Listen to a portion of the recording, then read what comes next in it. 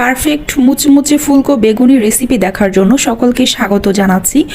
বেগুনি তো আমরা সকলেই বানাতে পারি, কিন্তু পারফেক্ট মুচমুচে বেগুনি বানানোর জন্য এবং ভাজার 2 ঘন্টা পর্যন্ত কিভাবে বেগুনি মুচমুচে থাকবে, ফুলকো থাকবে, সেই সকল টিপস আপনাদেরকে জানিয়ে দেব।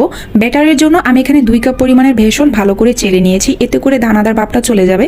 তারপর এখানে 2 টেবিল চামচ পরিমাণ চালের গুঁড়া দিয়েছি, হাফ চামচ করে হলুদ মরিচ গুঁড়া, হাফ চামচ ভাজা জিরা গুঁড়া এবং কিছুটা পরিমাণ গরম মশলা। তারপর আমি দিয়েছি কিছুটা কালো জিরা আর স্বাদ মতো লবণ এবং চিমটি পরিমাণ আদা রসুন বাটা। আদা রসুন বাটা এবং কালো জিরাটা আপনারা চাইলে এখানে স্কিপও করতে পারেন। তারপর শুকনো উপকরণগুলো একসাথে খুব ভালো মতো মিশিয়ে নিতে হবে, যাতে করে মশলাগুলো এক পাশে দলা পেকে না থাকে। সামান্য পানি দিয়ে, অল্প অল্প করে পানি দিয়ে ব্যাটারটাকে রেডি করতে হবে। ও আরেকটা কথা, এখানে আমি 1 টিস্পুন পরিমাণ বেকিং সোডা দিয়েছি। আপনারা চাইলে এখানে 1 চামচ পরিমাণ বেকিং পাউডার দিতে পারেন, যে কোনো একটা দিলেই হবে। অল্প অল্প করে পানি দিয়ে ব্যাটারটাকে রেডি করতে হবে। খুব বেশি পানি একসাথে দেওয়া যাবে না, এতে করে ব্যাটারটা খুব বেশি পাতলা হয়ে যেতে পারে।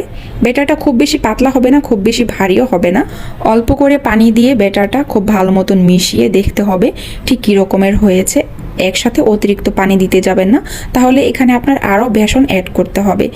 ব্যাটারটা দেখে বুঝতেই পারছেন কতটা স্মুথ এবং ঘনত্ব হয়েছে, খুব বেশি ঘন হয়নি এবং খুব বেশি পাতলাও হয়নি। এই পর্যায়ে আমি দিয়ে দিলাম এখানে 1 চামচ পরিমাণ গরম সয়াবিন তেল, এতে করে বেগুনিটা ভাজার সময় অতিরিক্ত তেল শুষে নেবে না। ব্যাটারটা পারফেক্ট হয়েছে কিনা সেটা বুঝবেন এইভাবে আপনার একটি আঙুল ডুবিয়ে দেখতে পাবেন আপনার আঙুলটা এভাবে পুরো কাভার করে নিয়েছে, তাহলে বুঝবেন ব্যাটারটা রেডি হয়ে গিয়েছে। এখন আমি বেগুনির জন্য বেগুনটাকে আমি স্লাইস করে কেটে নেব। খুব বেশি পাতলা হবে না, খুব বেশি মোটাও হবে না। আপনারা দেখতে পাচ্ছেন আমি ঠিক কী সাইজে কেটে নিচ্ছি। খুব বেশি চিকন হলে কিন্তু বেগুনটা ভিতরে খুঁজেই পাবেন না। এক এক করে আমি সবগুলা বেগুনি এইভাবে কেটে নিলাম।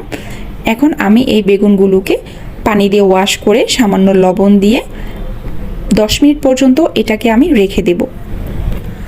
এখন আমি একটি ফ্রাই প্যানে সয়াবিন তেল দিয়ে দিব। ব্যাটারটা রেডি করে সাথে সাথে আপনারা ভাজতে যাবেন না, 20 থেকে 25 মিনিট পর আপনারা বেগুনিটা ভাজতে যাবেন, এতে করে বেগুনিটা খুব ভালো ফুলে যাবে। লবণ পানি দিয়ে ভিজানোর পর বেগুন থেকে এক্সট্রা অতিরিক্ত পানিটা খুব ভালো মতো ঝেড়ে ছেঁকে ফেলে দিতে হবে। তারপর এপাশ ওপাশ ভালো করে উল্টে নিয়ে বেগুনিটা আপনি তেলের মধ্যে ছেড়ে দিবেন। হাই হিটে ভাজতে যাবেন না এবং লো হিটেও ভাজতে যাবেন না, এতে করে আপনার তেল বেশি খাবে। মিডিয়াম হাই হিটে সবসময় বেগুনি ভাজবেন, তাহলে আপনার পারফেক্ট বেগুনি হবে এবং অতিরিক্ত তেলও শুষে নেবে না। মোটা বেগুন থেকে আমি 2 পিস বেগুন এইভাবে চিকন করে স্লাইড করে কেটে নিয়েছি। বেগুনির জন্য আপনারা যে কোনো বেগুনি ব্যবহার করতে পারবেন, কোনো সমস্যা নেই। আসল কাজ হচ্ছে পারফেক্ট ব্যাটারটা পারফেক্ট হলে আপনারা যে কোনো বেগুন দিয়েই তৈরি করতে পারবেন। তো এই তো আমার সবগুলো বেগুনি ভাজা হয়ে গিয়েছে, এখন আমি একে একে সবগুলো তুলে নেব। এইভাবে বেগুনি বানিয়ে সবাইকে অবাক করে দিন। আবারও হাজির হব নতুন কোনো টিপস অ্যান্ড ট্রিক্স নিয়ে। সবাই ভালো থাকবেন। আল্লাহ হাফেজ।